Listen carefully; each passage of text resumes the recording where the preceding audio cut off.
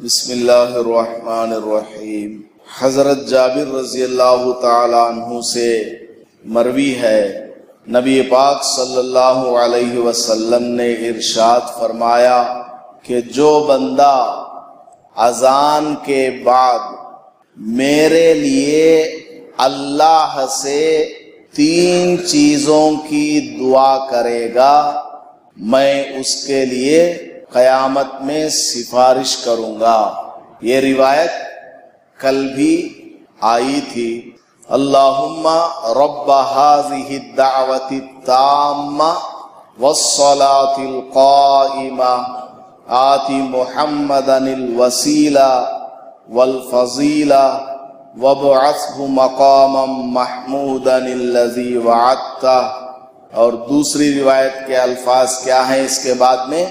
اِنَّكَ لَا تُخْلِفُ الْمِيعَادَ۔ یہ دعا جو پڑھے گا، نبی پاک صلی اللہ علیہ وسلم نے ارشاد فرمایا کہ وہ بندہ قیامت میں میری شفاعت کا حقدار بن جائے گا، سفارش میری اس کے لیے ملے گی۔ اب اس میں 3 چیزیں مانگنے کو کہا گیا ہے، ایک ہے وسیلہ، اور ایک ہے فضیلہ، اور ایک ہے مقام محمود۔ یہ چیزیں کیا ہیں؟ وسیلہ کہتے ہیں جنت میں ایک درجہ ہے، جنت میں ایک درجہ ہے، گریڈ۔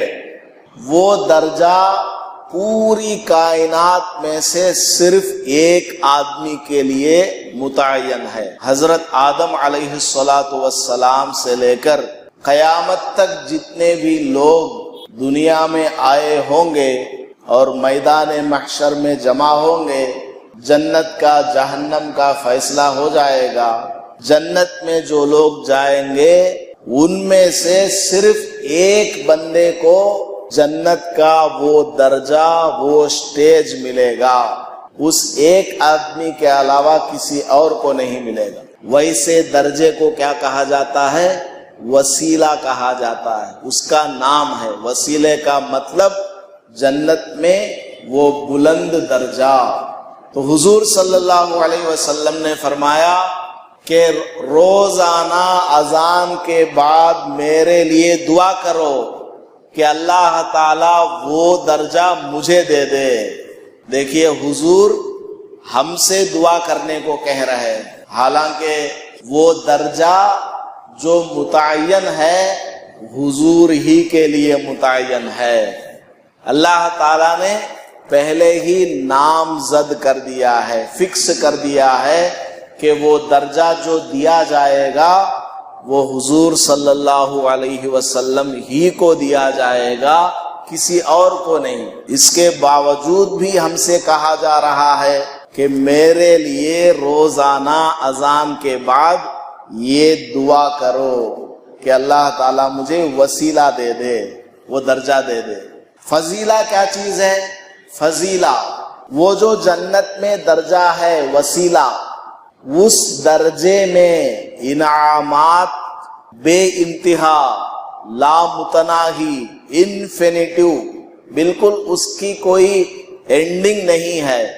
حد درجہ اس میں انعامات دیے جائیں، بار بار اس میں انعامات میں اضافہ ہوتا رہے، ایکسٹرا اس کے اندر اللہ کی طرف سے حضور پاک صلی اللہ علیہ وسلم کو نعمتیں روزانہ بڑھتی رہیں اور ملتی رہیں بار بار، اس کو کہا جاتا ہے فضیلہ۔ تو حضور نے فرمایا کہ اذان کے بعد میرے لیے اللہ سے دعا کرو کہ اللہ تعالیٰ مجھے وسیلہ بھی دے دے اور فضیلہ بھی دے دے۔ پھر فرمایا مقام محمود بھی عطا فرما۔ مقام محمود کیا چیز ہے؟ مقام محمود کس کو کہا جاتا ہے؟ قیامت کا دن ہوگا، ہمارے سروں کے بالکل قریب سورج آ گیا ہوگا، سارے آدمی حساب کے لیے کھڑے ہوئے ہوں گے، ہر آدمی اپنے کیے ہوئے گناہ کی وجہ سے اللہ کے سامنے ڈر رہا ہوگا، کانپ رہا ہوگا، تھر تھراہٹ اس کے بدن پر طاری ہوگی۔ کیا چھوٹا کیا بڑا، کیا عالم کیا جاہل، سب لوگ خوف زدہ ہوں گے اور کسی کو وہاں بولنے کی ہمت نہیں ہوگی۔ قیامت کا دن 50,000 سال کے برابر ہوگا، اتنا لمبا وہ دن ہوگا۔ فیصلہ کب شروع ہوگا پتہ نہیں، سب لوگ کھڑے ہیں انتظار میں کہ اللہ پاک کب آئے گا ہمارے سامنے۔ وہ تو یہاں بھی ہے، وہ تو ہر جگہ ہے اللہ تعالی، لیکن نظر ہمیں کب آئے گا، فیصلہ کب شروع ہوگا، سب لوگ وہاں حیران ہوں گے، پریشان ہوں گے۔ لوگ جائیں گے حضرت آدم علیہ السلام کی خدمت میں کہ ابا جان، آپ ساری کائنات کے ابا ہیں، آپ اگر سفارش کریں گے تو یہ جو پریشانی ہے، ہم میدان میں کھڑے ہیں، بہت تکلیف ہو رہی ہے، چاہے ہمارے لیے جہنم ہی کا فیصلہ ہو جائے لیکن حساب و کتاب شروع تو ہو جائے۔ ہم یہاں کھڑے نہیں ہو پا رہے ہیں، جا کر کے حضرت آدم علیہ السلام سے درخواست کریں گے۔ حضرت آدم علیہ السلام ارشاد فرمائیں گے لست لہا، میری ہمت نہیں ہے، میں نہیں کر سکتا۔ حضرت نوح علیہ السلام کے پاس چلے جاؤ، لوگ آئیں گے، حضرت نوح علیہ السلام سے درخواست کریں گے تو آپ فرمائیں گے میرے اندر بھی اللہ کے سامنے آج کے دن بولنے کی ہمت نہیں ہے۔ اگرچہ پیغمبر ہیں اور جتنے بھی لوگوں کے بارے میں اللہ نے فیصلہ کیا ہوگا وہ سب اس دن اطمینان کی حالت میں رہیں گے، لیکن اللہ کے سامنے بولنے کی ہمت کسی کو نہیں ہوگی، پیغمبروں کو بھی نہیں ہوگی۔ جاؤ حضرت ابراہیم علیہ السلام کے پاس جاؤ، لوگ وہاں جائیں گے تو حضرت ابراہیم علیہ السلام بھی منع فرما دیں گے اور کہیں گے جاؤ موسیٰ علیہ السلام کے پاس۔ موسیٰ علیہ السلام کے پاس جائیں گے تو وہ کہہ دیں گے حضرت عیسیٰ علیہ السلام کے پاس چلے جاؤ۔ اس طرح سارے لوگ حیران ہوں گے، سرگرداں ہوں گے، پریشان ہو جائیں گے۔ بالآخر حضور پاک صلی اللہ علیہ وسلم کے سامنے درخواست کی جائے گی تو حضور پاک صلی اللہ علیہ وسلم ارشاد فرمائیں گے انا لہا، ہاں میں اس کا حقدار ہوں، اللہ نے مجھے حق دیا ہے کہ میں اللہ کے سامنے درخواست کروں کہ حساب و کتاب کا سلسلہ شروع کر دیا جائے۔ تو یہ جو مقام ہے قیامت کے دن حضرت آدم علیہ السلام سے لے کر قیامت تک کتنے انسان، مرد، عورت، جنات سب وہاں پر جمع ہیں، کسی کی ہمت نہیں ہوگی اللہ کے سامنے درخواست کرنے کی کہ اے اللہ حساب و کتاب کا سلسلہ تو شروع فرما دیجئے۔ یہ درخواست کرنے کی کسی کو ہمت نہیں ہوگی۔ اس وقت درخواست کرنے کے لیے یہ ہمت جس بندے کو اللہ تعالی عطا فرمائیں گے وہ حضور پاک صلی اللہ علیہ وسلم ہوں گے۔ تو یہ جو مقام ہے اس مقام کو کہا جاتا ہے مقام محمود، یعنی پسندیدہ درجہ۔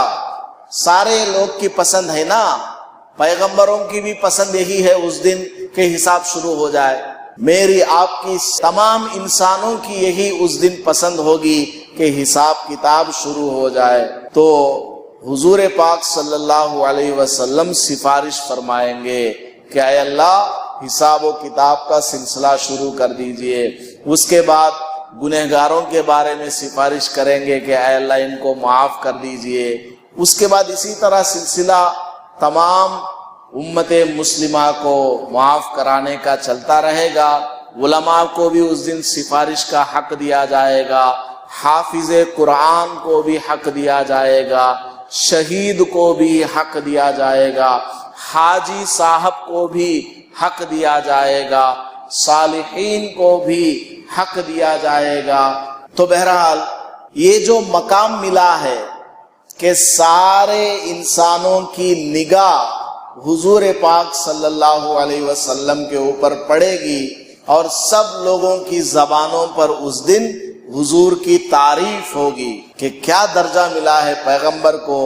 حضرت آدم سے لے کر عیسیٰ تک تمام پیغمبر چپ ہیں.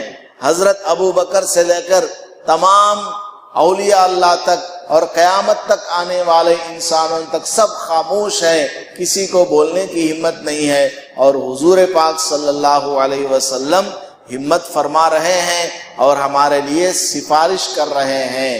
تو یہ جو شفاعت کا، سفارش کا مقام حضور پاک صلی اللہ علیہ وسلم کو قیامت والے دن ملے گا، اس کا نام ہے مقام محمود. تو اذان کے بعد حضور پاک صلی اللہ علیہ وسلم نے ارشاد فرمایا، میرے لیے 3 چیزیں اللہ سے مانگ لو. کیا؟ نمبر 1 وسیلہ مانگ لو، جنت کا وہ درجہ. نمبر 2 فضیلہ مانگ لو، یعنی اس درجے کے اندر انعامات کا اضافہ. اور نمبر 3 یہ مقام محمود مانگ لو. جو بندہ، جو میرا امتی اذان کے بعد یہ دعا پڑھے گا، یعنی میرے لیے اللہ سے یہ 3 چیزیں مانگے گا، حلت لہو شفاعتی یوم القیامہ، تو قیامت والے دن اس بندے کے لیے میری شفاعت ثابت ہو جائے گی، وہ بندہ حقدار بن جائے گا میری سفارش کا. حالانکہ یہ مقام محمود بھی حضور صلی اللہ علیہ وسلم کے لیے اللہ نے پہلے سے ہی وعدہ فرمایا ہے قرآن میں، عَسَىٰ أَن يَبْعَثَكَ رَبُّكَ مَقَامًا مَحْمُودًا. قرآن میں اللہ نے کہا، اے محمد صلی اللہ علیہ وسلم، آپ رات میں اٹھیں اور تہجد کی نماز پڑھا کریں، اللہ تعالیٰ آپ کو مقام محمود پر پہنچا دے گا. اس لیے حضور پاک صلی اللہ علیہ وسلم کبھی بھی تہجد کی نماز ترک نہیں فرماتے تھے. پوری زندگی آپ نے تہجد کی نماز کا اہتمام کیا، کیونکہ اللہ نے وعدہ کیا ہے آپ راتوں میں اٹھ کر تہجد کی نماز پڑھا کیجئے. عَسَىٰ أَن يَبْعَثَكَ رَبُّكَ مَقَامًا مَحْمُودًا. اللہ تعالیٰ آپ کو، یعنی میں تم کو مقام محمود دوں گا. عَسَىٰ پازیبل ہے، دوں گا، گارنٹی تو ہے ہی، پھر بھی ایسا لفظ استعمال کیا جس سے دل میں امید پیدا ہوتی ہے کہ وہ مقام مجھے مل سکتا ہے. تو حضور پاک صلی اللہ علیہ وسلم اس مقام کو حاصل کرنے کے لیے پوری زندگی تہجد کی نماز پڑھا کرتے تھے.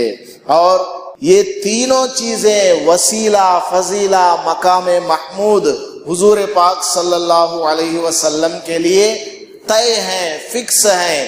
اس کے باوجود بھی حضور صلی اللہ علیہ وسلم نے ہم غریبوں پر رحم فرمایا، امتیوں پر رحم فرمایا اور کہا کہ میرے لیے جو بندہ اللہ سے ان 3 چیزوں کے بارے میں دعا کرے گا اذان کے بعد میں، تو میری سفارش اس کے لیے ثابت ہو جائے گی، وہ بندہ قیامت کے دن شفاعت کا حقدار ہو جائے گا.